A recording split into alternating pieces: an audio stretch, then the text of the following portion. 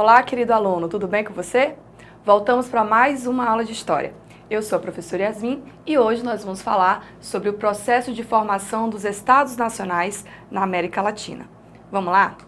Bom, para a gente entender esse processo, vamos relembrar que a América Latina, né, os países falantes dos idiomas de origem latina, ou seja, espanhol, português e francês, essas colônias elas vão passar por um processo de emancipação. O que significa isso? Elas vão se tornar independentes. Se você não lembra dessa aula, entra aí no portal, volta lá algumas aulas e assiste para você ficar por dentro, tá certo? Então essas novas nações que vão se formar a partir desse processo serão o México, Haiti, o Brasil, né? A gente vai ter os Estados Unidos, que apesar de não ser latino também passou por esse processo, e os outros países, né, da América Central e da América do Sul. Como você pode ver no mapa, essa parte em verde aí é a América Hispânica, da qual nós vamos falar na aula de hoje. Então, a América Hispânica, né, foram os países que se formaram a partir da colonização dos espanhóis, tá ok? Então, o processo de independência, só para a gente lembrar, ele foi inspirado por vários fatores, como os ideais iluministas, a Revolução Francesa, a própria invasão napoleônica sobre a Espanha, a Revolução Industrial Inglesa, a independência dos Estados Unidos, que vai incentivar as outras, né, colônias a se tornarem independentes, e principalmente a insatisfação da elite crioula ou criolha, né, que eram aqueles que estavam ali mais interessados, porque eles não tinham direitos políticos, porém queriam, né? Então, vamos falar um pouquinho sobre as consequências dessa fragmentação e desse processo.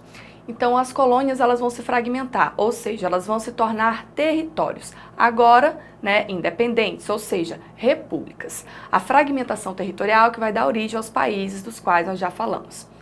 Vai ter uma nova configuração no mapa das Américas e a instabilidade política vai marcar essas regiões. Várias disputas por poder vão acontecer nesses vários locais.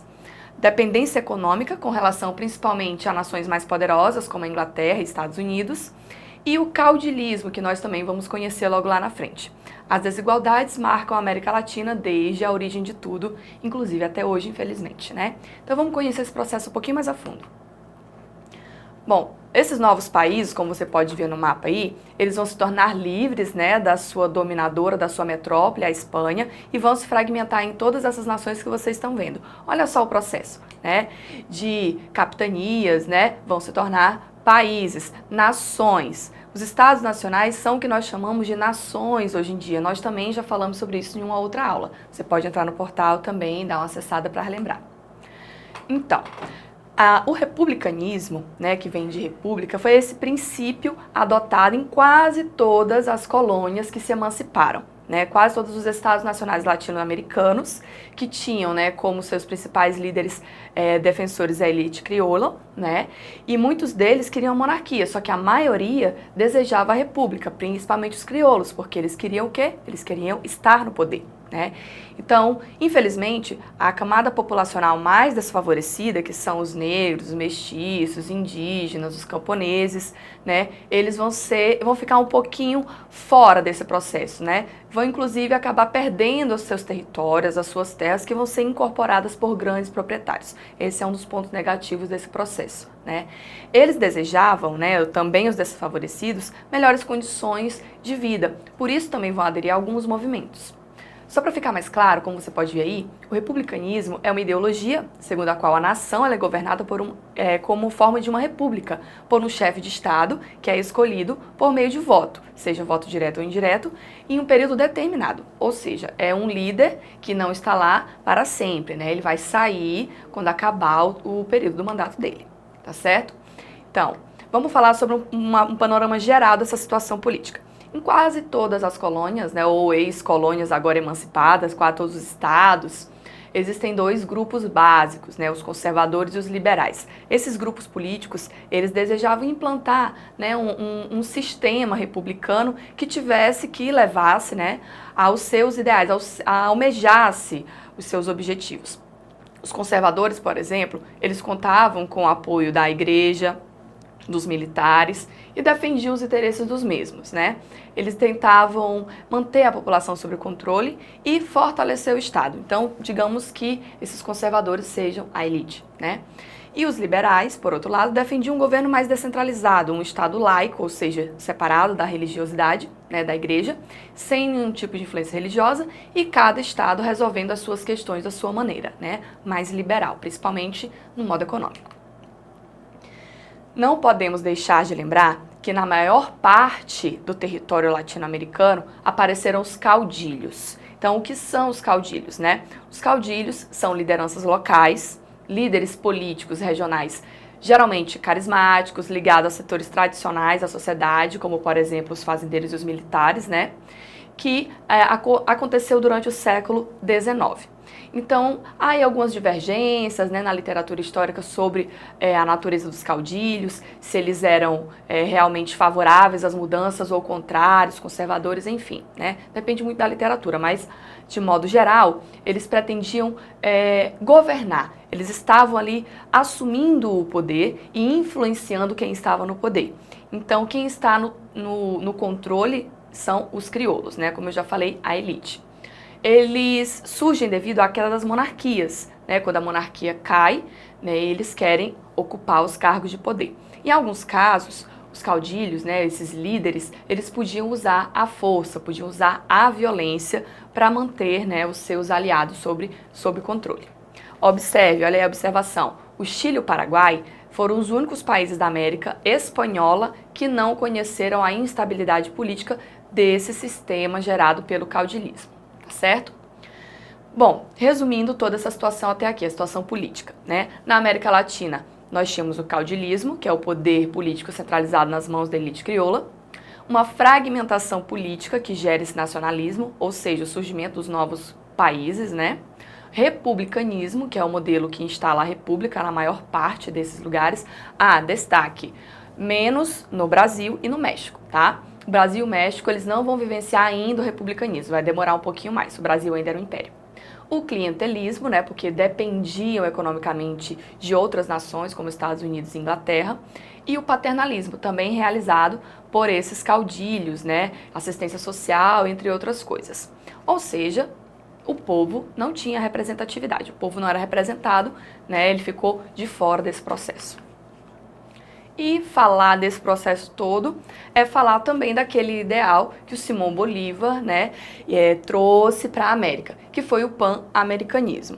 Uma ideia de unidade territorial e também política, em que os países recém-formados, né, que agora, né, os Estados Nacionais, depois do processo de emancipação surgem, eles iriam se unir, né, em uma confederação, em que ele chamaria de pan-americanismo.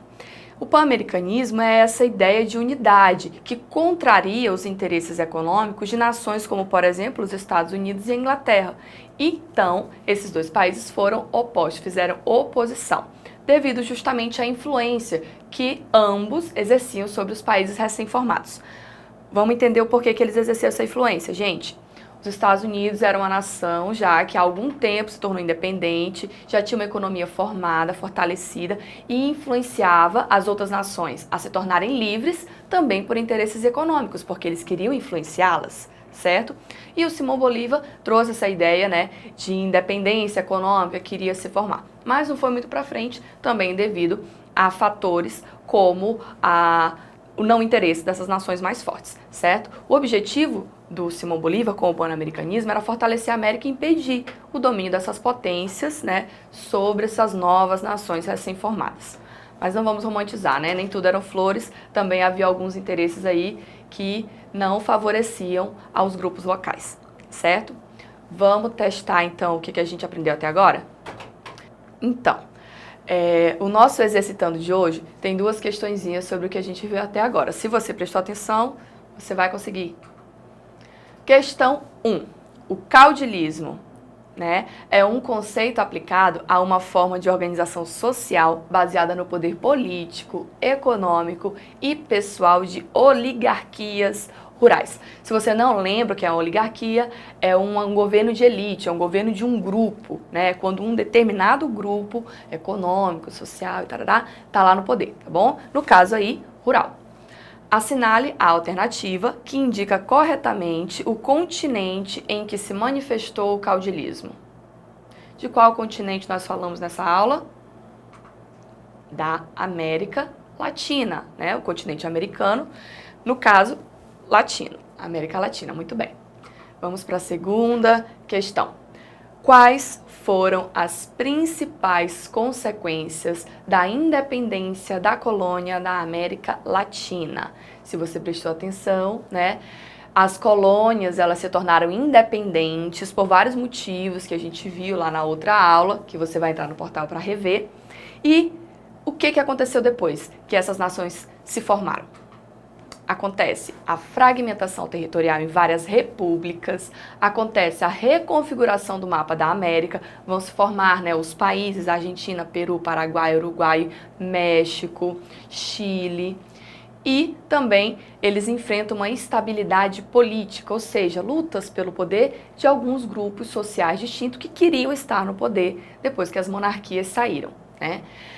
A dependência econômica, principalmente dos Estados Unidos e da Inglaterra, né, dos países europeus, o caudilismo e as desigualdades sociais. Afinal, os grupos, as camadas sociais mais desfavorecidas, né, os mais pobres, os indígenas, eles não participaram desse processo.